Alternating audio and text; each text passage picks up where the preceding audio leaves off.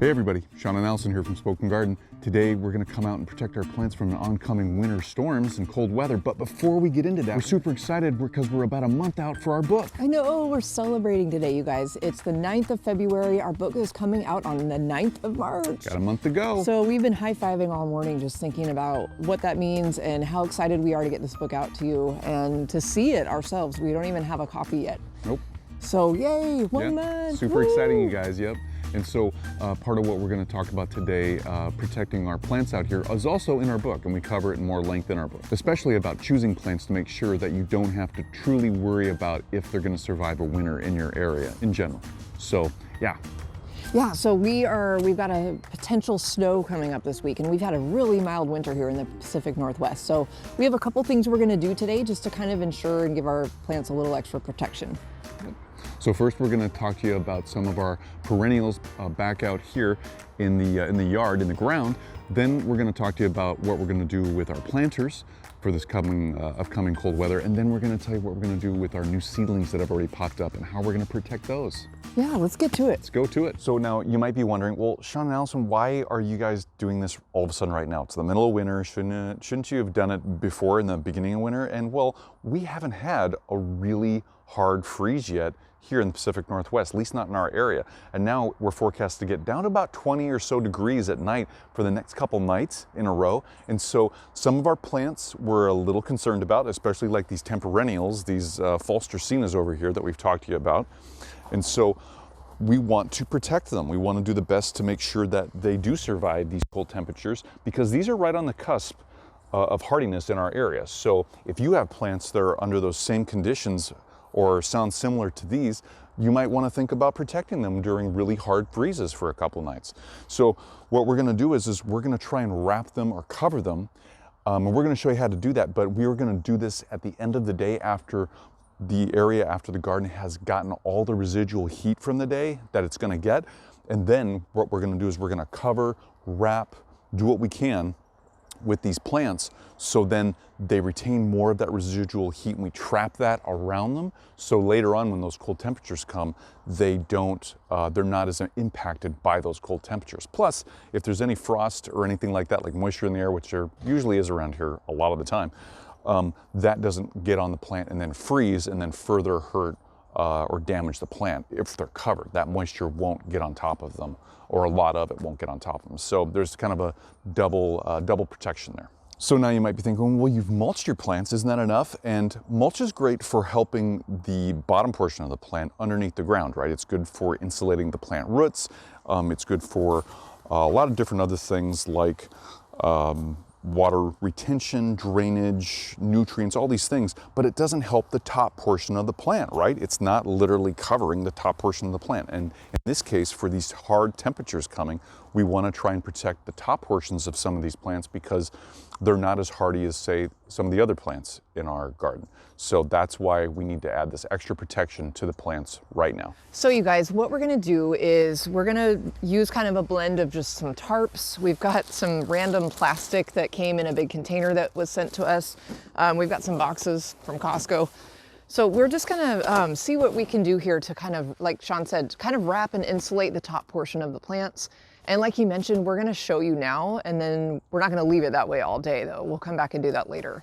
So we might need to grab a few more tarps, but and then we've got some containers that we can use to maybe cover with the boxes to kind of keep them in their own little environment. So guys, we're out here, we're gonna get our false dracaenas here wrapped up. We're gonna show you how to do that. And again, like Allison said, we're just basically showing you how we're gonna do this later on today. We're showing you right now, but yeah, later on we'll do this right before the sun goes down.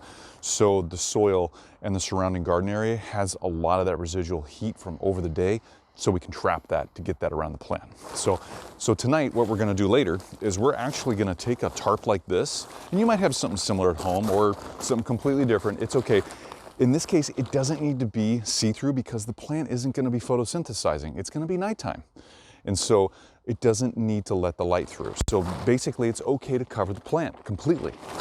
So what we'll do is, we'll just take this tarp and we'll literally just wrap it around it. And you want to do it so you're not hurting the plant, you're not snapping stems, you're not doing anything too crazy, and you're literally covering it and trapping trapping that warm air and any heat from the ground residually that's going to stay around it longer during the coldest time of the day, overnight. So guys, we've wrapped it, but we get a lot of wind out here, especially at night, you know, the changing from day to night. So you might too. So basically grab some rocks, anything you got, just put them down. Make sure to hold that down because you don't want that coming off overnight and then the plant missing out on all that protection. Good thing we have a whole bunch of rocks over here that we found when we removed that wishing well that used to be there. Oh yeah. Lots of rocks. Oh yeah. So there you go, guys. I mean, that's one way to help protect our temperennials, our false dracaenas. So guys, another way you can help protect plants, if you don't have a tarp or any plastic wrapping, get a box. This is a box we got from Costco. You know, you go to Costco, you pick up a whole bunch of stuff and you come out with all these boxes, right? Well, reuse the boxes right now is a great way to help protect your plants. So what you would do with a small plant in this case, because this isn't that deep, is just take your box and nicely put it over the plant like that, and then we'll put a rock on top of that and we're good. There we go, guys. So another thing we're going to do to protect some of our containers is, I mean, as you can see, we've got a whole bunch of different sizes of containers over here. So it's kind of the container area of our deck here.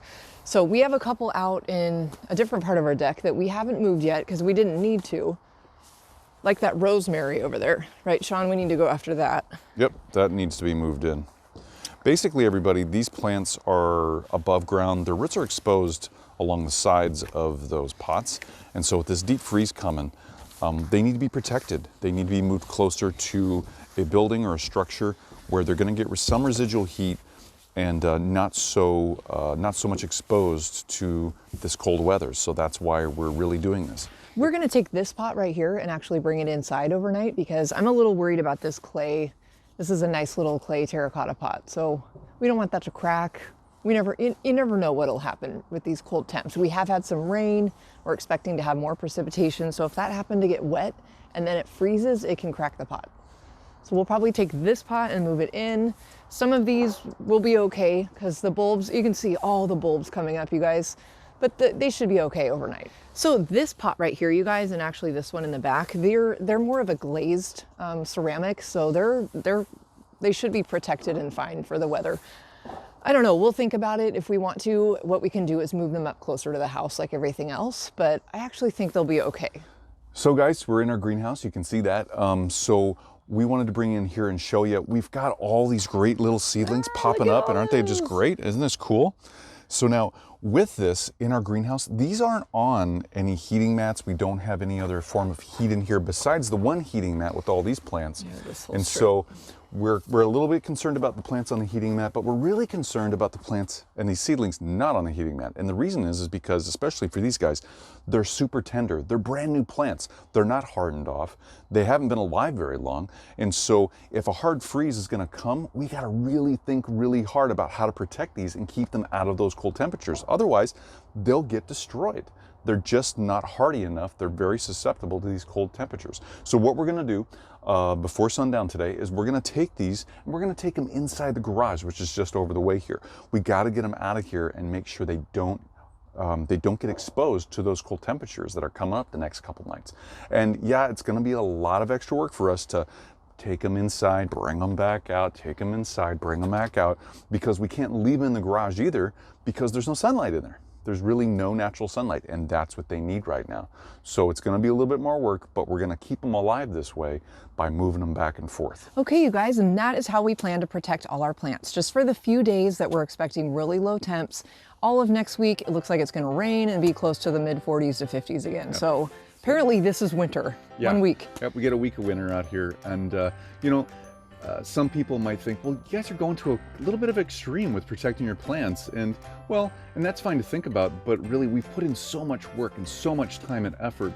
We're gonna go the extra mile to make sure that they are protected because we don't wanna lose them. And we know that you'll feel the same way with your plants too. So these are just all things to consider and take into account during these really cold days and nights. I know, I would rather go the extra mile to protect things just to make sure that they make it through rather than just like hope and pray that they don't, you know, die. So guys, make sure to leave your comments and questions down below for us. We love hearing from you. Give us that thumbs up, let us know we're doing a good job, and subscribe to our channel so you get updates on our latest videos. And that's a wrap for today. So we'll check in with you in a couple days. We'll be back tomorrow, of course, but all our plants will be protected. We'll get through this cold weather. We might get some snow. So stay tuned for that. We'll see what happens. I'm sure maybe where you live, you have a ton of snow. So Yeah, and if we do get snow, we'll show you. we'll show you, I know. Other than that, we'll be back tomorrow with our next garden care video. And don't forget, our book comes out in 1 month from today. You can pre-order right now on Amazon or any of your favorite online retailers for books. And we have 2 great bonuses along with that book right now. Make sure and you can go to our website, www.spokengarden.com, to see what those bonuses are. And you can also email us at seanandallison@spokengarden.com if you have any questions about the book or what we're doing in our garden or any of your garden questions out there. We love helping you. Yep, and we'll be back tomorrow, you guys. So have a great day ahead, and we'll see you next time. See you tomorrow, everybody. Bye, everybody. Bye-bye.